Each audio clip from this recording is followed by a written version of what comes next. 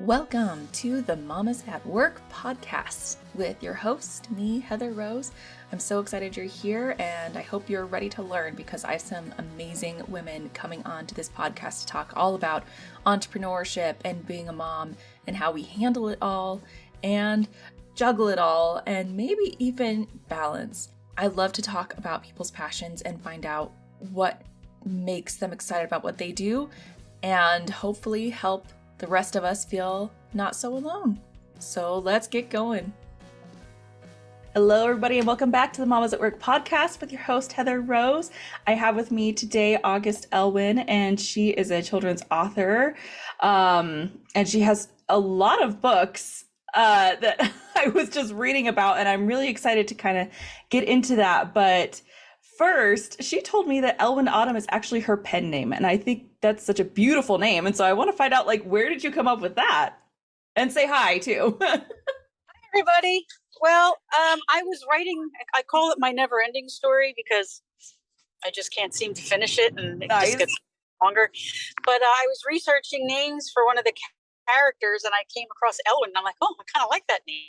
And autumn is my favorite season, so I just put the two together. That's perfect. Oh my gosh. No, I love, autumn is my favorite season too.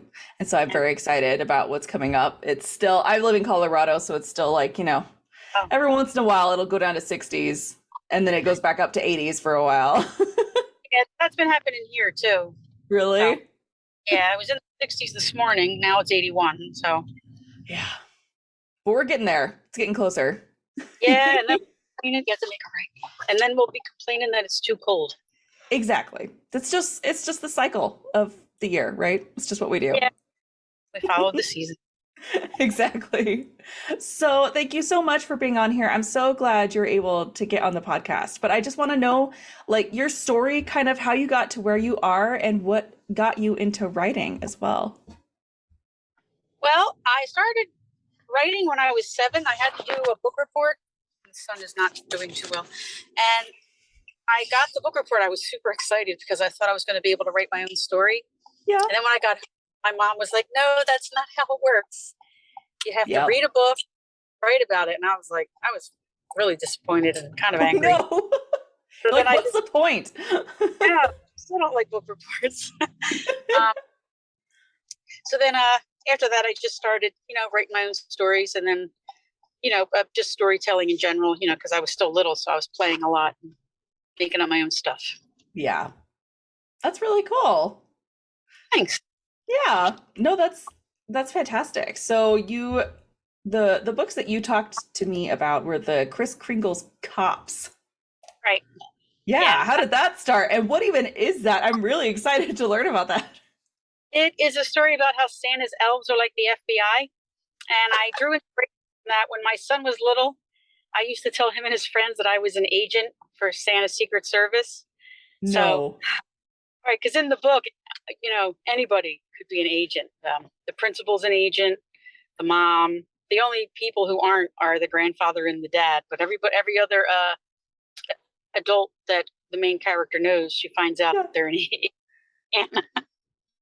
That is so cool. Oh my gosh. I love that. My kids, it reminds me, that whole story reminds me of in the Santa Claus, when they have those elves that are flying around. I can't remember what they call themselves, but they're we're the Secret Service of the elves or something. My kids love those guys so much. So they would love your story. Aw, well, that makes me feel good. Yeah. The sequel is written, but since I'm independently published, I can't, the editor that I work with is amazing, but she's a little pricey, so I can't work on that with her now. Can't just bust it out. It's in limbo indefinitely. That's all right. It's all right. Give it time to sit. That's right. Yeah. So how many kids do you have? 2. Oh my goodness. And you said they were 23 and 29. Oh my gosh, you've got grown kids. Yeah, they're all grown up. Oh, are you empty nesters now? No, not yet. No, my son moved out almost 2 years ago, but the youngest is still there. Wants to move out, was working towards it. So It's difficult. It's very expensive, and it's just I know a different world. Yeah.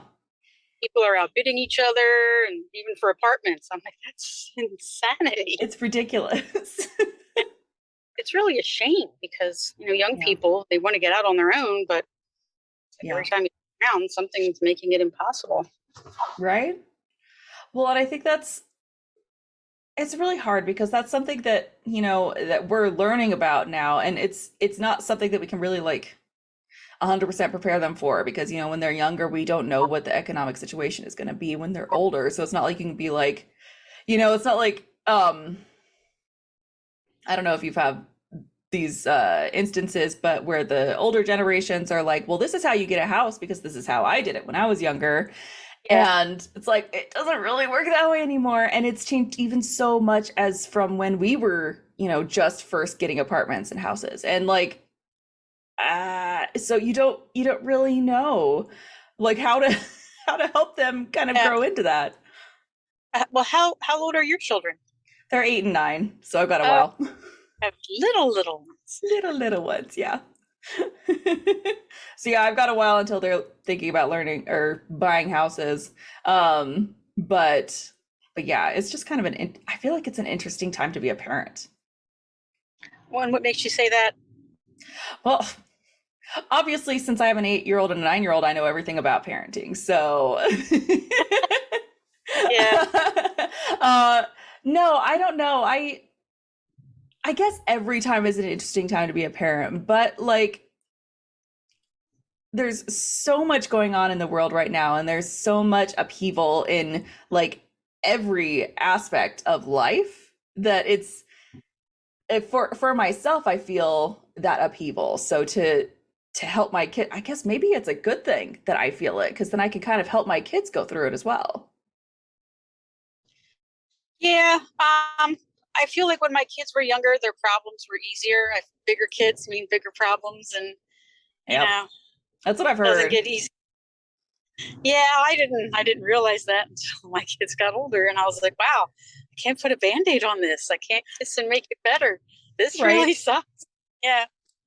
They don't just need a hug and then they'll be fine. I know. Yeah, I wish I could fix things like I was able to when they were little. Yeah, well, what about that? I mean, because you've been all the way through the teenage years too. Like, what is that kind of change? Can you speak to that a little bit, from my kid's age to teenage to now, adult? I mean, your kids are solidly adults. I guess the 23-year-old is young adult, but still. Yeah. Well, you know what? It depends on the child. I mean, our son, well, my son was actually a little bit easier during the teenage years than our youngest. So I refer to youngest as my youngest because they are non-binary. Okay. That's why I say my youngest. But yeah, there were mood swings and thinking they know. Oh, you're breaking up.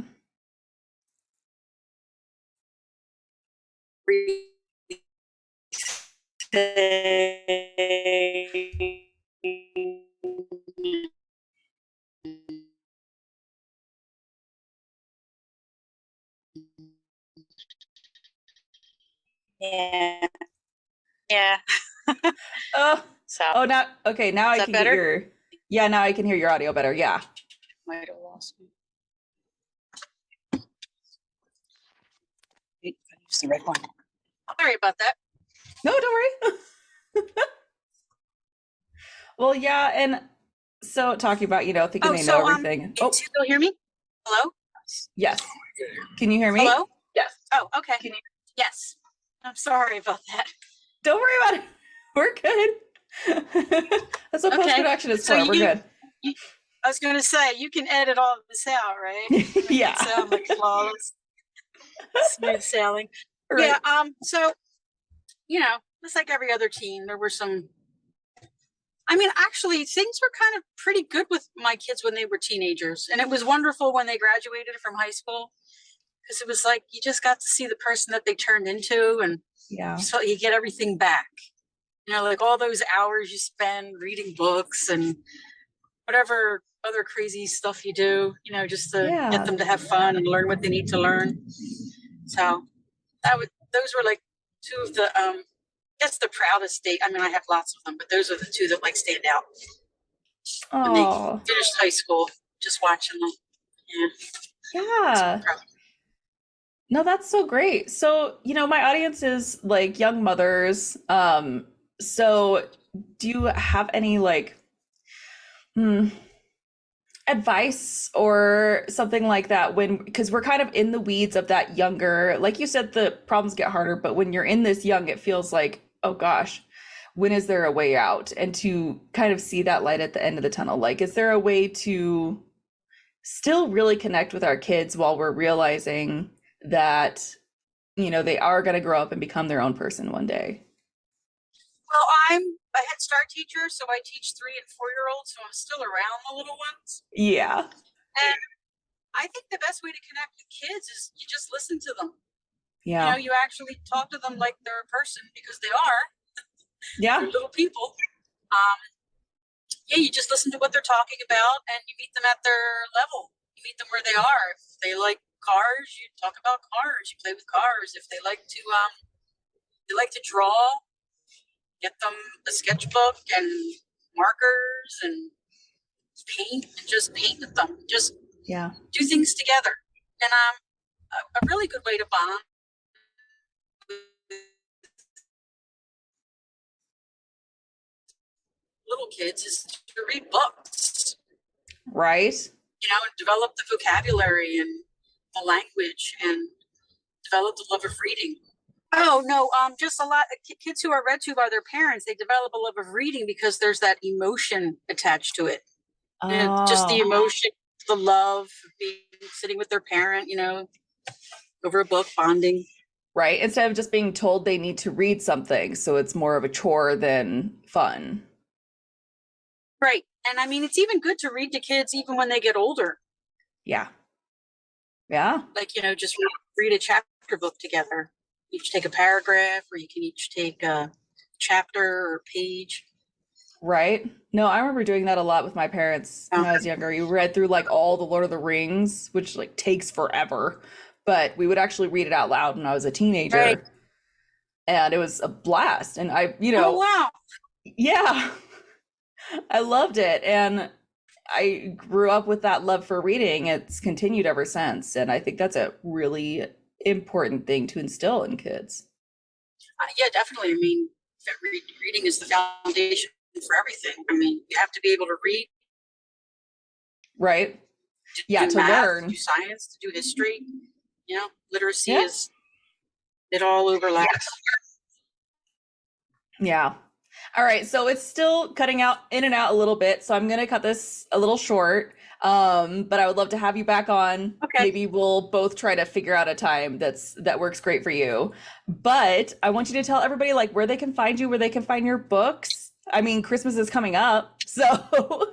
Yeah. Well, you can find my books. You can find everything. I have all my links and everything through my website, ellwynautumn.com. Awesome. Links to the Amazon pages for the books. I have all kinds of resources for parents and teachers that I do lesson plans for my picture books. And they're all free. All the educational materials are free. Oh, wow. Thank you. That's fantastic. Well, awesome. I'll have all those links in the show notes as well so people can find you. And thank you so much for being on the podcast. Oh, thanks so much for having me. And again, I apologize for all the craziness. No worries. Thank you for joining me for today's Mamas at Work podcast. I am so glad you were here, and I hope you enjoyed it as much as I did and learned a lot, because I know I always do. Please join me at my Mamas at Work Facebook group, where we will be talking about the women that are on this podcast, and you can sign up to be a guest on the podcast as well if you would like to. Thank you so much. See you next Friday.